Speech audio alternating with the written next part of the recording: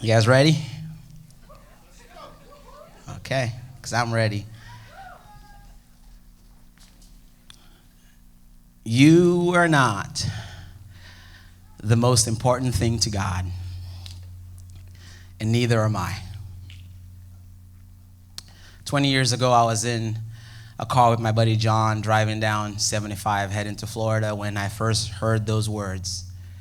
And I tell you what, it's a good thing that I was sitting when I heard them for the very first time, because right then, right there, when those words hit my ears, like a house of cards, I felt like everything that I'd ever believed about God crumbled.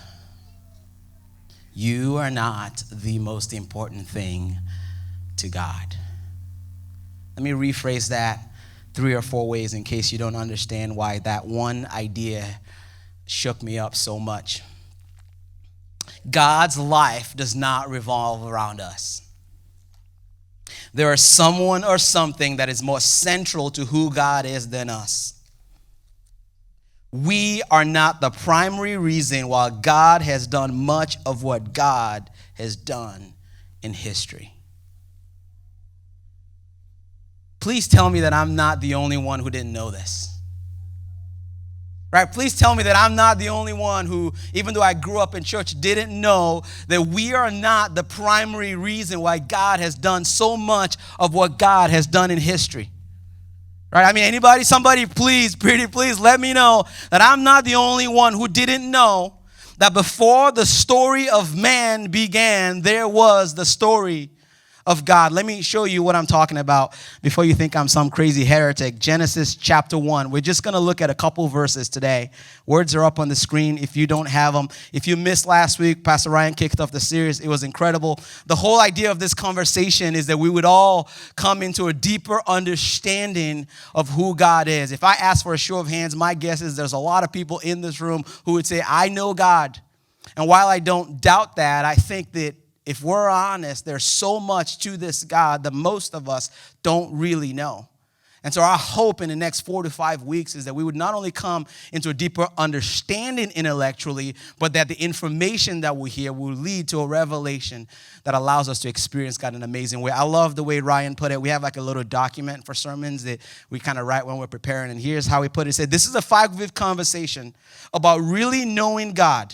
Not simply knowing things about God. Many of us have a shallow and surface knowledge of God. In fact, all of us have a limited knowledge of God. Do me a favor, look at your neighbor and say, all of us. Now look at the other neighbor you didn't pick and say, sorry, you're my second choice. All of us, isn't that weird? How do you determine which one to look at? And you're like, I don't know, I'm going to go with you, sorry. It's kind of awkward. All of us have a limited knowledge of God. In many ways, we all. Okay, so if you maybe just walked in the room, maybe someone dragged you into the room, bribed you into the room, maybe you thought you were coming here to see, the movie, Year, whatever it's called, and you're like, this is the wrong theater. I figured that out now, and I can't leave because it's going to be awkward. Good news, you can be a part of this journey with us, regardless of your spiritual resume. All of us need a reintroduction on who God is. And that includes you students too. I know a lot of times in church world, it can be like, there's us and then there's the students and the kids. But how many of you guys know there's no JV in the story of God? Amen? Like there's no JV in varsity. We all get to play in the story of God. In fact, Jesus would argue that they are closer than we are, but that's a whole different sermon. The big win is that we would all leave each week marveling at who God is and that he actually invites us to draw near. Genesis chapter 1, verse 1. In the beginning, God. And there it is. Right there, believe it or not, at the 4 words that led me to deconstruct almost everything that I ever believed about God my freshman year. In the beginning, the writer tells us, God. In the beginning, God what? In the beginning, he goes on to say, God created the heavens and the earth. I don't know about you, but when I see that sentence, when I see that verse, my instinct, my immediate reaction is to put the emphasis, or as Ryan likes to say, the emphasis, on the last 6 words in that sentence. Right? When I read verse 1, I'm just like, yeah, he created the heavens and the earth. That's kind of where I want to go. And while I think that there is a reasonable argument to be made that God creating the heavens and the earth is a very important conversation to be had, ladies and gentlemen, I would like to submit for your consideration this morning that maybe the most important part of Genesis 1:1 is not the last 6 words, but the first 4 words. In the beginning, the writer says, God. Yes, we know that God created the heavens and the earth and us, and which is why we're here. But it's almost, don't miss it, like the writer wants us to know that before the story of us began, there was a story. And it was the story of God. There is a gap between the first 4 words and the last 6 words. Can I ask you a question that you're not going to have a really good answer for, and I already know that, but I'm going to ask it anyways because that's kind of the point. What happened in the gap? You ever wonder? Like, what was God doing before he created everything? Writer says in the beginning, God. Right? He was just there, which, by the way, is a whole different conversation. If you want to give yourself a migraine, just try and wrap your minds around that God had no beginning. He just kind of existed outside of time. Cannot fathom that. But the writer is saying he was there, and then he started creating. And the question is, what was God doing before we came on the scene? Right? What did God have on his Google Calendar? Right? I mean, it's easy to figure out what God has on his calendar today in 2020. Right? First, he's got to answer a whole bunch of prayers. That had to take a long time because there's like 6 billion people all praying at the same time. Right? Need a promotion, didn't study for this test, my kid needs your help, will you provide for me? I mean, we've got all these prayers, so I imagine, God has all of that to deal with, right? And then, we all worship and sing songs, and so he's got to listen to that, right? He's like, all right, I got to listen to their worship because it's for me, right? And I like them, so I'm going to listen to them and accept their worship, right? All that stuff's got to take some time. But that's not the question, is it? The question is not, what's God doing today? The question is, what was God doing before any of this came into play? Show of hands if you promise not to laugh at me if I tell you what I always thought God was doing. You're not going to laugh at me? Who's not going to laugh at me? Okay, like 10 of you won't laugh at me. It's enough for me. Nothing. I'm serious. I thought about this for a long time. I'm like, I just think he was doing nothing. It's like that scene. Anybody remember the Jungle Book? Remember the vultures, the vulture scene? Anybody I'm talking about? Where the vultures are sitting on the tree. Anybody seen Jungle Book here? You guys remember this? Okay, good. I'm like, I grew up in Africa. If I know Jungle Book, y'all should know Jungle Book. Okay? But you remember that scene? The vultures are on the tree, and the guy's like, what do you want to do today? And the other guy's like, I don't know. What do you want to do today? And he's like, I don't know. What do you want to do today? It's like, don't you start that with me. What do you want to do? I mean, they just kept going back and forth, and all of a sudden Mowgli comes along, and they're like, oh, hey, let's go mess with that kid. That'll give us something to do. No joke, but that's what I always imagined it was like for God before we came on the scene. Right? Like in, like the first 4 words in the beginning, God, it's like God is just in heaven. And he's just like doing nothing, bored out of his mind. Right? He's like, oh, Jesus, man, we've been here forever. What do you want to do today? And Jesus is like, I don't know. What do you want to do today? He's like, I don't know. What do you want to do? Holy Spirit, you got any ideas? I don't know. What do you want to do? Right? They're just sitting there doing nothing. And then all of a sudden, out of nowhere, someone had an idea. Maybe it was the Holy Spirit because he, seems to be really smart. And he comes up with all the ideas. He's like, I got it. I think we should create a universe and create an earth. And then make some humans and put them in it. And you know what they're going to do because they're not us? They're going to mess it all up. And guess what? We're going to have something to fix.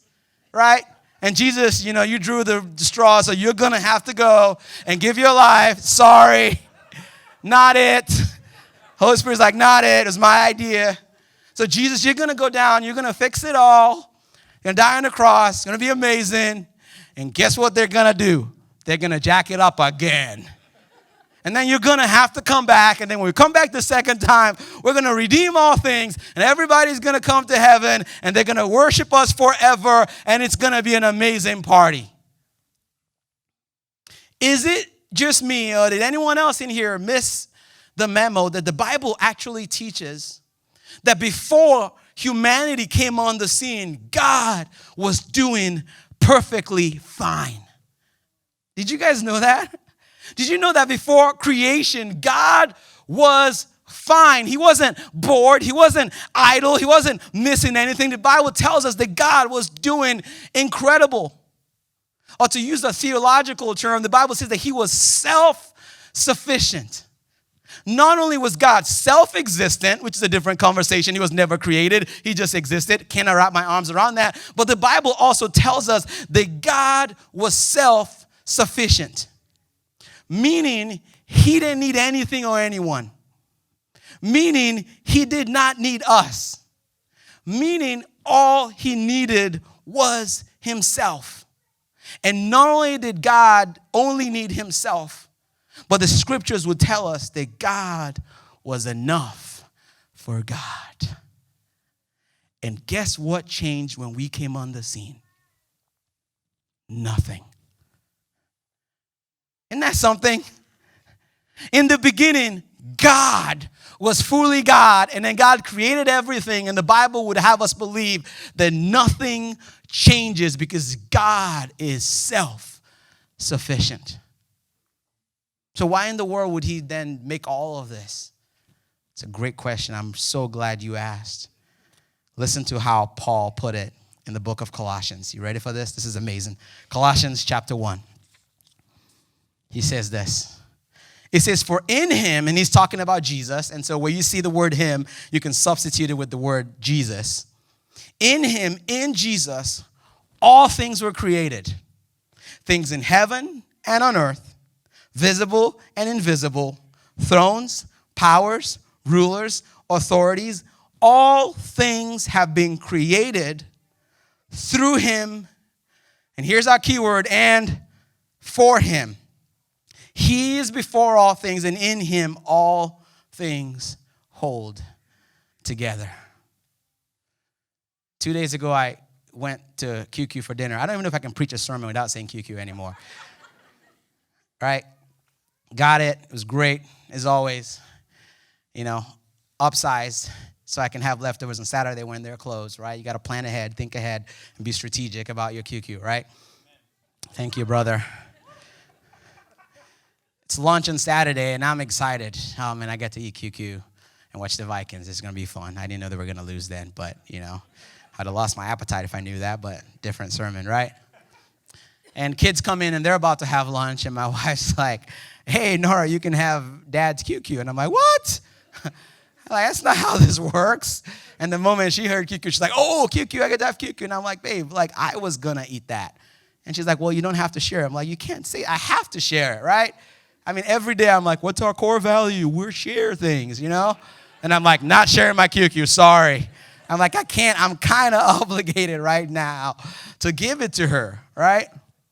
And so I did. And she enjoyed it. And I sat at my computer trying not to be grumpy because I wanted to eat it. It was, I'm going to give David a second. You good? I love that he's just sitting by himself, too. Just like, can we get the guy a bowl of popcorn or something? He's just sitting up by himself, just going crazy. My man. It was for me, right? And in my generosity, even though I was reluctant in that scenario, I chose to share it. And so Paul's writing this letter, and he's putting all of creation, don't miss this, guys, into perspective for us. And he says this. This is amazing. He says this at the end of 16. He says, all things were created through Jesus and for Jesus. That's an odd phrase to throw in there, right? Are you sure about that, Paul? You would think, based on the theology that most of us grew up with, that Paul would say, all things are created by him and through him and for us. Right? Isn't that the story? That's the narrative that I've been carrying my whole life. The narrative I've been carrying is that, God created everything and he did everything for me. The narrative I've been carrying my whole life put me at the center of the story. The narrative I grew up with told me that all of this revolves around me. But this right here in Colossians 1 is a different story. In this story, creation doesn't revolve around me. In this story, we are not the center of creation. In this story, God does not do everything that he does in Genesis chapter 1 ultimately for me or you. God did it for his glory. All things, Paul would argue, were created not only through Jesus, but for him. And just so you don't think that this is just a semantics thing, like, for him, for us, what difference does it really make? It makes a huge difference. And if it's okay with you guys, I just want to spend the rest of our time. I want to share with you 3 specific things that change when we embrace the reality that all of this really is not for us. Right? When we embrace the reality that before we came in, God was, and he was self-sufficient, and he was doing just great, and he's all that he needed. Yes, he invites us to play a part in his story, but it is ultimately all for him. 3 things change. And I know, and maybe this is just me, the first time I heard this message, it was really uncomfortable. Okay, some of you sitting here going, I don't know if I like where this is going. I'm not feeling very important. I'm not feeling like, where's my place? If you're feeling that, that is normal. 3 things that change when we embrace this reality. First thing is that when we agree or when we, come to terms with what the Bible teaches that God is for God, the first thing that changes is that it changes how we see God. When you embrace what I believe is what the Bible teaches about God, that God is first and foremost for God before God is for us, it changes how you see God. Let me put it in a little perspective for you. A year or so ago, my wife and I, we celebrated our 10th year anniversary, and we got to go on a vacation to Mexico. And when we got there, I'll never forget, we're checking in, and the lady checking us in is like, hey, so, here's where you're staying, here's all the information, and oh, by the way, here is the number to your butler. His name is William. I was like, wait, what? My what? She's like, you get a butler. And I'm thinking to myself, I don't know if this is true for anyone else here. I'm like, I am 39 years old. I've only known one butler my whole life, Alfred Pennyworth. Anybody know what I'm talking about? That's the only. Actually, that's not true. That's not true. I also knew Jeffrey from The Fresh Prince. Amen? All my life, those are the only 2 butlers I've ever known on the screen. And this lady's like, hey, you get a butler, and his name is William. And William is there. His one job. He's got one job. And it is to make your experience as pleasurable and as enjoyable as possible. So, for example, you need a drink, and you're sitting by the pool, and you don't want to get up and walk 5 steps to get the drink. You can walk 2 steps to the phone, call William, tell him what drink you have. William will travel like 2 miles, go to the place, get you a drink, and bring it to you. I'm like, oh, that's what's up. I can get used to that. Right? You want to go eat at a restaurant and don't know where to go eat? You want to avoid that whole thing, the spouses do, like, where do you want to eat? I don't know. Where do you want to eat? You want to eat there? I don't know. Just call William.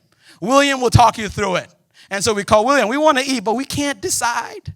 And William's like, it's okay. That's my job. I know what you like. Trust me.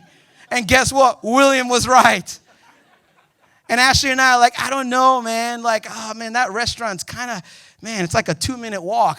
We're on vacation, man. The kids aren't here. William, can you come pick us up in the little go-kart thing in the front door? William's like, I'll be right there. Like, I'm serious. Gets in his little go-kart thing, pulls up, calls us, open the door. We get in, drives us to the place. Toilets plugged. William, bro, I'm on vacation. Ain't going to handle this plunger. Kidding. Need sunscreen? William's like, you don't look like you need sunscreen. I don't care, man. Just get me some sunscreen. I'm just trying to maximize this whole butler thing, because when I get back home, that ain't happening. God is for God changes how we view God, or to be a little more specific, God is for God reminds us that God is not a divine butler. It is a reminder that God's job is not to make our lives as enjoyable and as pleasurable as possible. And I know that we won't put it in those words, but come on now, let's be honest. For most of us in here, our engagement, our relationship, our friendship, our experience with God makes God look like a divine butler. Okay, you need something? Just let him know. Need a promotion? Need healing? Need help? Your day is not going very well? Need some divine power, some divine provision? What do you need? Okay, all you got to do is just say something and boom, God's going to show up, and that's his job. Now, please don't miss the point. I'm not saying there's anything wrong with asking God for things. In fact, Jesus himself would say, I want you to ask me for things because God is a good father. Ask and it will be given. Jesus says, knock, the door will be open. Seek and you will find. So no, I'm not here to tell you that God has a problem with you asking for things. My point is, at some point, you and I have to wake up to the reality that this God that we're praying to, that this God that does want our prayers, that answers our prayers, he is so much bigger than we could ever fathom. And his job is not just to show up and make your life as great as possible. No, he is a self-sufficient God. He is a God who holds the galaxy in the palm of his hands. And God is reminding us this morning not to take that for granted. Yes, he's our friend. Yes, he welcomes us in. Yes, he draws close, but make no mistake about it. Before you and I ever came on the scene, God ruled and God reigned and God was enough for God. God is for God, changes how we see God. And it changes our posture towards God. Because we realize all of a sudden that God's life does not revolve around us. No, our lives revolve around him. God did not create us so he would have something to live for. God created us so we could live for him. It changes how we view God. Two more. The second thing that it changes is that it changes how we see the Bible. Last week, my wife and I were on the beach. We went on a short vacation with our kids. And, first day we're out on the beach, and the beach's not really my thing, but, I'm out there because it's my wife's thing. She's white. White people love the beach, and they're like, let's go to the beach. Let's go lay down in the beach and lay in the sun. I'm like, okay, great. I'm just going to, I don't know, just stand here the whole time, just burning and sweating, and getting darker if that's possible. I don't know what else to do with myself. Sorry. I have to hold that all in all vacation. No joke. This is not, it has nothing to do with the sermon. We went to the pool one of our last days there, and there was a guy from Morocco. He was in the pool, and we just started talking. And you can tell when someone's like so excited to see someone else. And he said, my wife heard, he said, he's like, bro, you are the first that I've seen here. You know what I mean? It's like, I've been here 2 weeks. I haven't seen one brother out here. It's so good to see you, man. I'm like, dude, yeah, you too, man. I'm like, and we just sat there and talked for like an hour. It was great. He was actually just laying there in the sun. They're looking at us like, what are you guys doing? I'm like, there's another one. So beach is not really our thing. It's just not.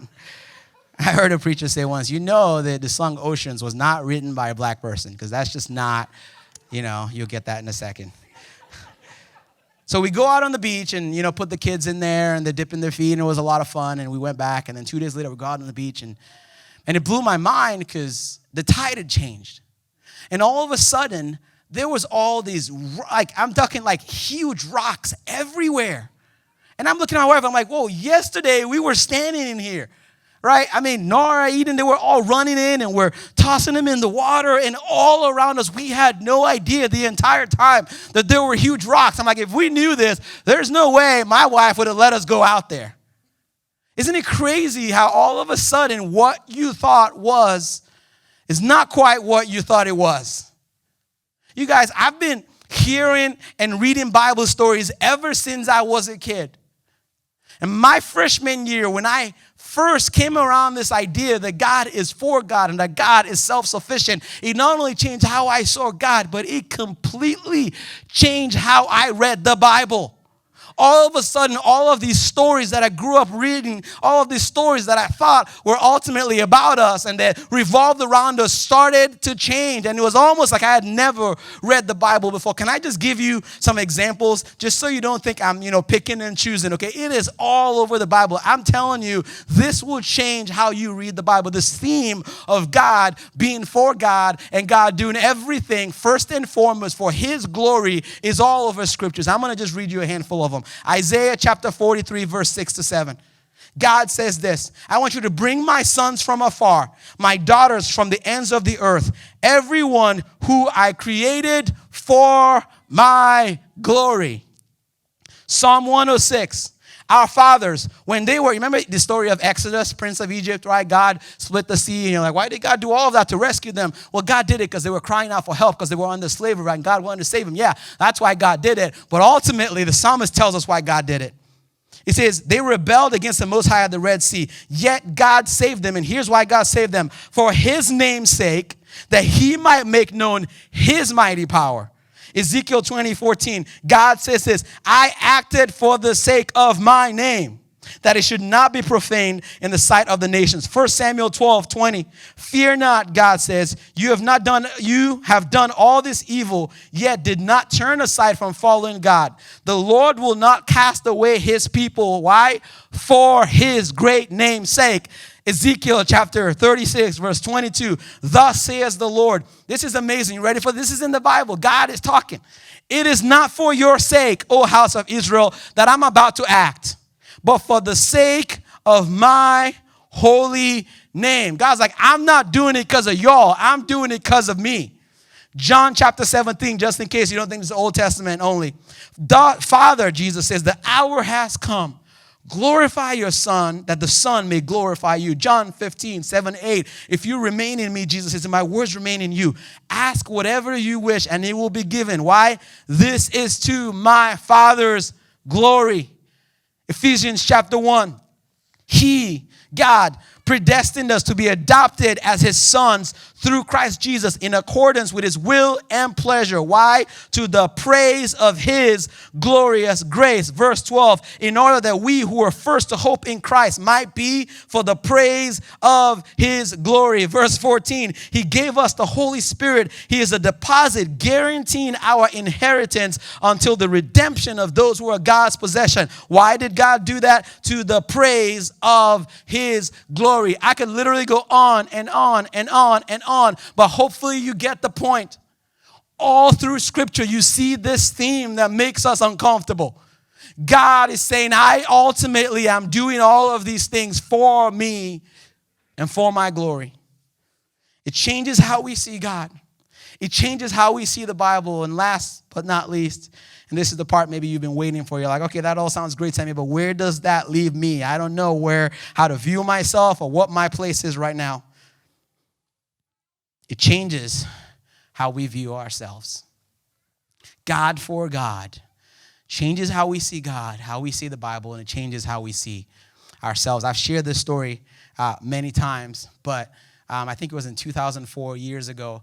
One of my favorite bands, and I had a chance to tour with them a long time, came to Toledo, and they were doing an outdoor concert, and I think it was in Maumee somewhere, and I was the band 10th Avenue North. I don't know how many of you guys are familiar with them. They're a really great band. In 2008, I got a chance to tour with them. It was the first tour that I'd ever done as a speaker, and it was actually the first tour they had ever been on. We all went together with a band called Sanctus Real, and long story short, I found out this was like years after that, the 10th Avenue North was going to be playing in Maumee at this outdoor, concert, like thousands of people. Some of y'all might even have been there, and so I told my wife, I'm like, let's go, because I love those guys. And normally, when I go to a concert with people that I know, I usually will shoot them a text and be like, hey, man, like, hook a brother up. I don't want to pay for this, But, I hadn't talked to Mike's the lead singer, and I hadn't talked to Mike and Jason and any of those guys in a long time. So I'm like, I can't hit him up out of nowhere like, hey, man, remember me, from 6 years ago? They're like, shut your face, pay like everyone else. I'm like, I don't want to do that, right? So I'm like, all right. I'm like, I'm going to go. We're going to pay. We're just going to enjoy the concert. And so we go, we pay, my wife and I, and we're in there. We're not in the front or anything. We're like several back, watching the concert, watching, hey, it's been 6 years, and this guy probably has no idea who I am, but it's good to be here, and, if I see him later, maybe I'll say hi. Remember me? It was a while ago. They're doing the concert. It's a true story, and my wife can tell you she was there. And all of a sudden, in the middle of the song, and Mike looks over, and thousands of people, and I'm, deep in, right? And he winks at me. You're like, okay, come on, Sammy, there's thousands of people. How'd you know it winked at you? You know when it winks for you, right? So I'm looking around me like, I don't think that wink is for any of y'all. No offense. Pretty sure that wink was for me. Thanks, buddy. But I didn't want to be like, hey, just in case it wasn't for me. So I give him a little wink back, like, what's up, right? It's true. And then he points. And then I was like, he's like, yeah. In between songs, he's doing a concert. He points at me. And I'm like, hey, and I point back. Now I'm like, okay, now I'm feeling a little bit like, all right, So I point back at him. And then he finishes his song. It's true. And he's like, hey, what's up, Sammy? And I'm like, hey. And the whole crowd turns around like, who the heck is Sammy? And why is Mike talking to him in the middle of the concert? And we start having the conversation. It was during the World Cup. And it's like, hey, and Nigeria had just lost. And he's like, oh, man, that's a bummer, man. Like, we're having a conversation. In the middle of this concert, I was like, man, are you sad? I'm like, yeah, pretty sad, but it's getting kind of awkward. So can you just kind of keep, because people are looking at me like, what is going on here? So we're talking about soccer for a little bit. And then he only has a few seconds to do that. And he keeps on singing. Then he sings another song, and then a few moments later, he starts going into the crowd, right? And if you've been to a concert, this is not like unusual. So I'm like, oh, this is what Mike does. And so he's walking around in the crowd, and Mike, I know I'm going to totally mess you up, but he's just walking around and, singing to people, and I'm like way in the back. And I'm like, oh, this is cool. I've seen Mike do this a million times. And he's getting closer and closer. I'm like, I think he's coming to talk to me, but I didn't know that for sure. And so he comes, this is a true story. So he walks in, and he's just like, excuse me, sorry guys. He's like, excuse me, sorry. He's like, so he's singing, like there's a concert going on. He is singing, and people are they're not sure if they should look at the rest of the band or look at him. And he's singing, and he comes all the way over, and he comes right next to me. And, I didn't have a bag there, but, I was standing because it was a concert. This is a true story, right? And so we're standing there, and so he stands next to me, right? And he puts his arm around me, right? He's like, and he's singing, and he's, man, so good to see you. How you been? How's the family? And I'm standing there just like, bro, what are you doing, right? You're in the middle of a show, and in between songs, he would look at me. He's like, how's Nora? You have a Nora, right? I have a Nora. I'm like, yeah, Nora's good. This is really awkward. And at this point, people are doing what you guys are doing. They're looking at us. They've got their cell phones out, They're like, is this guy some famous rapper or something? And I'm just like, no, man, I'm just a friend. And he's like, hey, man, like, come talk to me at the bus afterwards. I'm like, okay, just this is getting a little bit kind of uncomfortable. Just kind of get out of here. And so he gives me a hug, and he gets up, and he keeps singing, and the concert continues. Right, walks his way all the way back to the stage. Sorry, I stepped on you there. I'm sure Mike stepped on a lot of people while he was doing this. Comes all the way back to the stage and does his thing. Concert's over. I walk over to the side, and I see their manager who I know, and I wave at him, and he's like, hey, come on back. And so I'm like, hey, I got some friends with me. Can they come? And he's like, yeah. So Allie, were you there? Weren't you there? Wasn't it like there's a bunch of us? Allie was there. Who else was there? Some of you guys were there. You guys were there. So I'm like, hey, come on. They invited us. And so we go on their tour bus. Like, this is a huge tour bus. We're all in there, and we're talking and just having a conversation. And he's like, I forgot you live in Toledo. I'm like, yeah, I live in Toledo. He's like, dude, that's amazing. And he's like, and the guys start talking about, hey, Sammy's a college pastor here. And he's like, why didn't you text me, man? You should have let me know. We could have hung out and played soccer. And I'm like, I haven't seen you in 6 years. Like, I know, man, but you can text me. Like, you have my number? Pull out your phone. I'm like, yeah, I have your number. I thought about it. He's like, dude, text me. He's like, next time I'm in town, man, call me. I'll come hang. And all these guys are looking at me like, bro, why would you not text Mike Donahue to come hang out with us, right? It was amazing. And I shared that story many times. I love that story not just as a sermon illustration, but as a life metaphor. I love that story because it always allows me to put myself in proper perspective. I love that story because it's a reminder that it is possible to be a part of something big, but not have the something big be about you. I love it because it's a great reminder that that's what it's like to be in the story of God. It's not all about us, but man, what an amazing opportunity that we get to play a small part. And I know this sounds crazy, but can you imagine if my takeaway from that whole experience was, wow, how amazing is it that 10th Avenue North came to Toledo, Ohio for me? How amazing is it that that whole band exists for me? Can you imagine if standing in the crowd, I started looking around going, isn't it great that you all showed up for me?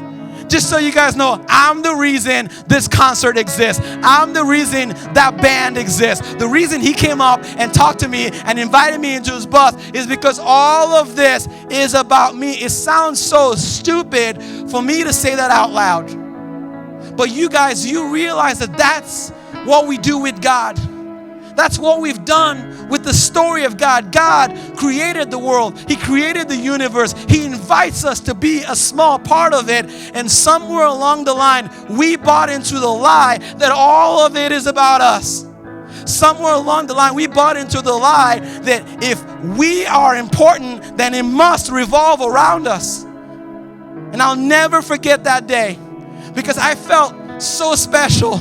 I felt so included. I felt just so like, wow, I don't believe that he saw me and he came to me and he hugged me and he invited me to his bus and he told me to text them. That is amazing. But make no mistake about it, none of that had anything to do with me. In fact, I bet you nobody in the crowd remembered who I was 5 minutes after he came up to me. And you know what? Who cares? Who cares? Because I remember, and I know, and he knows, and you know because I won't stop talking about it. But it's not all about me. Isn't it amazing that you can be a small part of something big without it being a part of it being about you? I think the reason, if we're honest, most of us struggle with this idea of God being for God is because we don't know where that puts us. You know, it's like, Sammy, if it's not about me, if it doesn't all revolve around me, and if I'm not the most important thing to God, then where does that put me? It puts you in an amazing place. So what that you're not the most important thing to God? How amazing is it that he sees you? He calls your name. He comes to you. He's your friend. He's the God of the universe. And he's saying, I see you right now. And you came in again. Maybe, I don't know, not sure what you think about him. He's like, I see you. That wink is for you. That wave is for you. And just in case you're not convinced, I'm going to come all the way up to you and put my arm around you and whisper in your ear and let you know that we are friends. But make no mistake about it, that does not mean all of this revolves around you. Of course it doesn't. And I don't know how this stuff works, but I wonder sometimes if the angels just look down at us and go, wow, that's your takeaway? Jesus came and gave his life for you, and your takeaway is that it's all about you. It is so much bigger than us. And the invitation this morning is simple. It's the same invitation 20 years ago that almost, I'm not exaggerating, almost derailed my faith all of my life. I thought I was the center of it all, and God says, no, I'm the center of it all. And the question God was asking me, and the question he's still asking me, the question he's asking you this morning is simple. Will you trade the starring role in your fading story to play a tiny role in his unending story? You can be the star of your story. I'm going to tell you how it's going to end. Same way it's going to end for me. It's going to fade. 150 years from now, everything you're excited about, everything you're working for, all of your toys are going to end up in a junkyard. Your great-great-grandkids may not even know your name. Your story will fade. And the invitation this morning is to trade in the starring role to play a small part in a story that will never, ever end. It's one of the hardest decisions I've ever made, but I'm telling you right now, it is the best trade I've ever made. To say, God, I am content just playing a tiny part in your story. Can I just have a tiny voice in the great orchestra that involves the universe, the angels, and all of humanity? I love the way John the Baptist put it. He says, I must decrease that he might increase.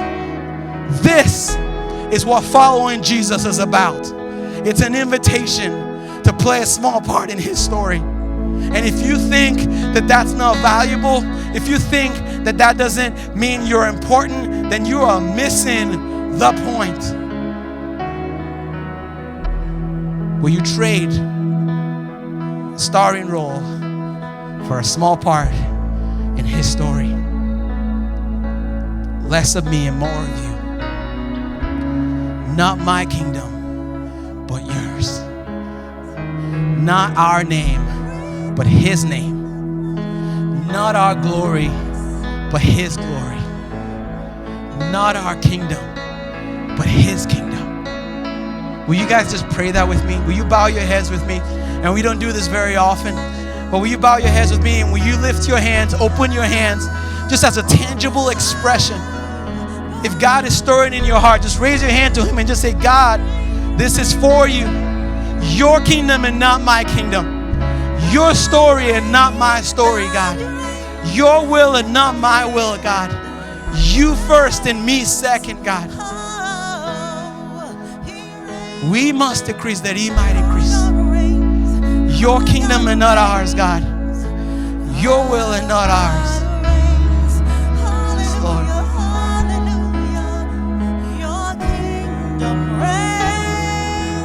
Just lift your hands.